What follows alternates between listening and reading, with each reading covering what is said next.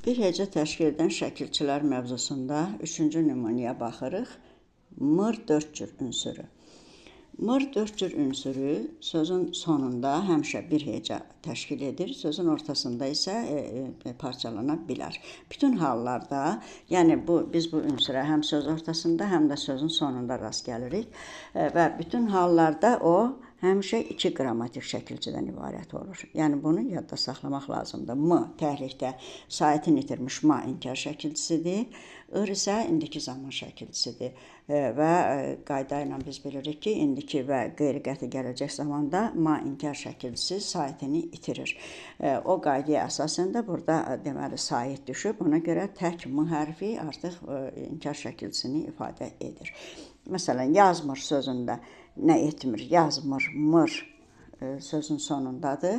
Deməli, biz bunu təhlil edəndə edəcəyik. Yaz ayrı şəkilçi, kök, m təhlikdə bir şəkilçi, ir isə bir şəkilçi. Deməli, bir heca təşkil edən 2 şəkilçi, bir heca təşkil edən, deməli, 2 şəkilçi bir hecanın tərkibində ifadə olundu.